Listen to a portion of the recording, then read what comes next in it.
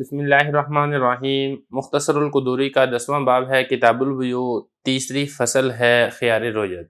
سبق نمبر 10 میں خوش آمدید۔ آج کے اس سبق میں ہم یہ پڑھیں گے کہ خیار رویت کسے کہتے ہیں، اور اسی طریقے سے اندھے کی خرید و فروخت سے متعلقہ اور دیگر کچھ مسائل و احکام کو پڑھیں گے۔ عبارت دیکھ لیں۔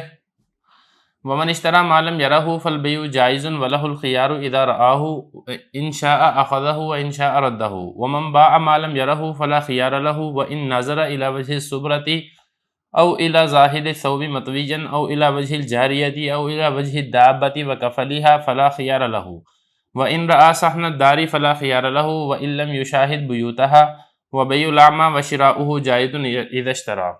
ترجمہ دیکھ لیں۔ اور جس شخص نے خریدا ایسی چیز جس کو اس نے دیکھا نہیں ہے تو بیع جائز ہے اور اسے اختیار ہوگا جب وہ اس کو دیکھے، اگر چاہے تو اس کو لے لے اور چاہے تو اس کو لوٹا دے۔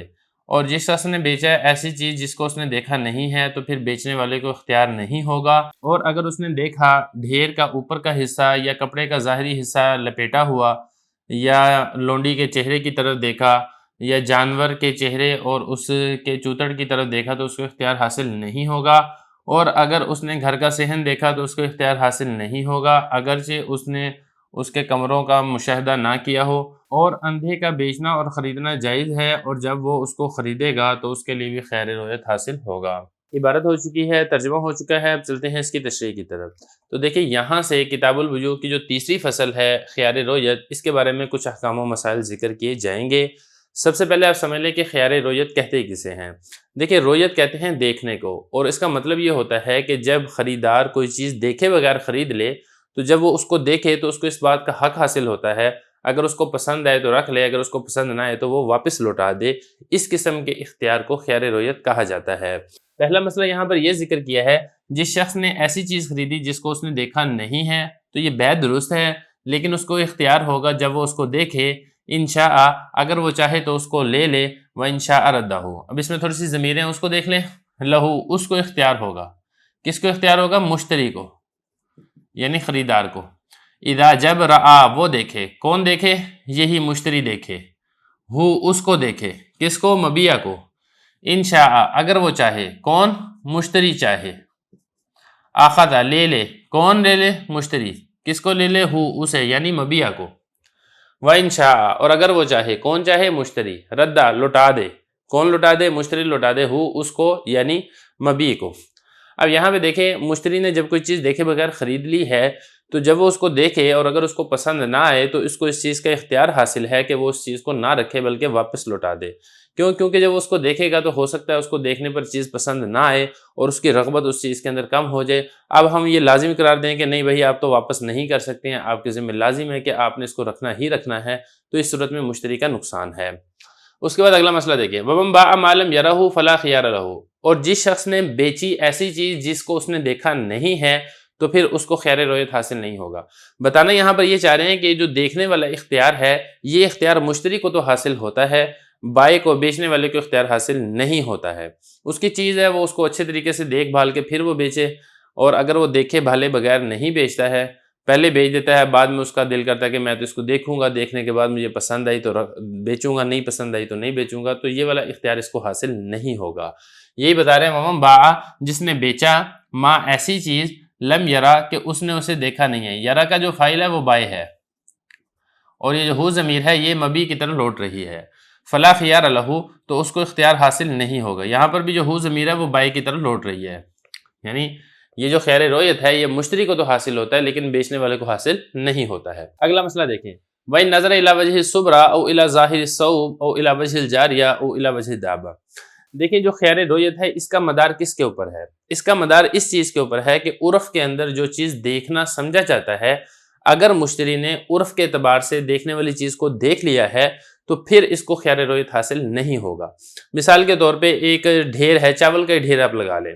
اب جب سودا ہوا تو مشتری نے چاول کے ڈھیر کے ظاہر کو دیکھ لیا، اندر سے نہیں دیکھا ہے، تو اس کا خیار رویت ساقط ہو چکا ہے، اس لیے کہ چاول کے ڈھیر کے ظاہر کو دیکھنا ہی اس کو دیکھنا شمار کیا جاتا ہے عرف کے اندر۔ یا اسی طریقے سے کپڑے ہے، کپڑے کا تھان ہے وہ لپیٹا ہوا ہوتا ہے۔ آج کل کے دور میں بھی ایسے ہی آپ تھان لینے جاتے ہیں تو وہ تھان کا جو کپڑا ہے وہ لپیٹا ہوتا ہے۔ اب اس نے پورا تھان کھول کر نہیں دیکھا ہے بلکہ اس نے لپیٹا ہوا تھان ہی دیکھ لیا ہے، تو عرف کے اندر اسی کو دیکھنا سمجھا جاتا ہے، لہذا دیکھنے سے اس کا جو خیر رویت ہے مشتری کا یہ ساقط ہو جائے گا۔ اب یہ نہیں کہہ سکتا ہے کہ جب میں اس کو کھول کر میں نے دیکھا تو مجھے پسند نہیں آیا تو میں اس کو واپس لوٹا دوں، ایسا نہیں کر سکتا ہے۔ یا اسی طریقے سے کوئی لونڈی خریدی تھی، لونڈی کی شکل و صورت دیکھ لی ہے، بظاہر تھوڑا سا اس کا جسم دیکھ لیا ہے، تو اتنا دیکھنا کافی ہے۔ یہ نہیں ہم کہیں گے کہ بھئی یہ اس کے جسم کا ہر حصہ دیکھے گا اور اچھے طریقے سے جائزہ لے گا، پھر اس کو اختیار اور رکھنا چاہے تو رکھ لے، واپس لوٹانا چاہے تو واپس لوٹا دے، اس چیز کا اس کو اختیار حاصل نہیں ہوگا۔ عرف کے اندر یہی دیکھنا سمجھا جاتا ہے کہ بھئی آپ کے سامنے ایک چیز ہے، آپ نے اس کو دیکھ لیا ہے، بس زیادہ تفصیل کے اندر جانے کی ضرورت نہیں ہے اور نہ ہی مشتری کو اس کا حق اور اختیار حاصل ہوگا۔ یہ اسی طریقے سے کوئی جانور خریدا ہے، اب جانور کی شکل و صورت دیکھ لی ہے اور اسی طریقے سے اس کی چکی یعنی اس کے جو چوتڑ ہیں اس کو دیکھ لیے ہیں، آگے پیچھے سے اس کو دیکھ لیا، اتنا کافی ہے۔ باقی یہ کہ اس کا اچھے طریقے سے اس کا جائزہ لینا اور اچھے طریقے سے اس کو پرکھنا، یہ کسی قسم کا حق حاصل مشتری کو نہیں ہوگا۔ خلاصہ یہ کہ عرف کے اندر جو چیز دیکھنا سمجھا جاتا ہے، اگر مشتری نے وہ چیز اس طریقے سے دیکھ لی ہے تو اس کا خیر رویت ساقط ہو جائے گا۔ بھائی نظر اگر اس نے دیکھا، وجہ کہتے ہیں صورت کو، چہرے کو، مراد ہے یہاں پہ ظاہری حصہ۔ صبرا کوئی غلہ ہے، اس کے ڈھیر کا ظاہری حصہ اس نے دیکھ لیا، یا کپڑے کا ظاہری حصہ دیکھ لیا، متویہ وہ کپڑا ایسے ہے اس حال میں کہ وہ لپیٹا ہوا ہے، او الی وجہ الجاریہ یا جاریہ لونڈی کے چہرے کی طرف دیکھ لیا، او الی وجہ الدابہ یا جانور کے چہرے کی طرف، وقف علیہا اور اس کے چوتڑ کی طرف دیکھ لیا، یہ جو ہا ضمیر ہے یہ دابہ کی طرف لوٹ رہی ہے، فلا خیار لہ تو پھر مشتری کے لیے اختیار حاصل نہیں ہوگا۔ اگلا مسئلہ وَإِنْ رَأَى صَحْنَ الدَّارِ فَلَا خِيَارَ لَهُ، اور اگر اس نے کوئی گھر خریدا ہے اور اس نے اس کے گھر کا جو صحن وغیرہ ہے وہ دیکھ لیا ہے مشتری نے، اور اس کے جو کمرے ہیں، کمرے اس نے اندر سے نہیں دیکھے ہیں، تو اس کا جو خیر رویت ہے یہ ساقط ہو جائے گا، کیونکہ خیر رویت کے اندر گھر میں یہی دیکھنا سمجھا جاتا ہے کہ گھر میں آگے تھوڑا بہت دیکھ دکھ لیا اتنا کافی ہوتا ہے، ہر چیز کا بغور مشاہدہ کرنا یہ ضروری نہیں ہے، عرف کے اندر اتنا دیکھنا ہی کافی سمجھا جاتا ہے۔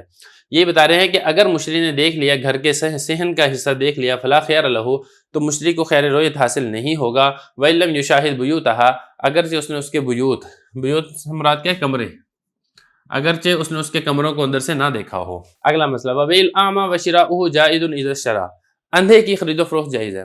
سوال یہاں پر یہ پیدا ہوتا ہے کہ کیا اگر اندھا بیچتا ہے تو اس کا بیچنا درست ہے، یا اسی طریقے سے اندھا اگر کوئی چیز خریدتا ہے تو کیا اس کا خریدنا درست ہے؟ تو بتا رہے ہیں کہ اندھے کی خرید و فروخت دونوں یہ جائز ہیں۔ اور پھر اگلا سوال یہ ہے کہ اگر اندھا کوئی چیز خریدتا ہے تو کیا اس کو خیر رویت حاصل ہوگا؟ تو بتا رہے ہیں اذا اشترا، جب اندھا کوئی چیز خریدتا ہے، فلہ الخیار تو پھر اندھے کو بھی خیر رویت حاصل ہوگا۔ اب اس کے بعد اگلا سوال یہ پیدا ہوتا ہے کہ اندھے کو خیر رویت کیسے حاصل ہوگا؟ اندھا تو اندھا ہے، نابینا ہے، وہ تو دیکھ نہیں سکتا ہے، تو اندھے کو خیر رویت کیسے حاصل ہوگا؟ اس کے بارے میں جو مسائل ہیں وہ ہم انشاءاللہ اس سے اگلے سبق کے اندر پڑھیں گے۔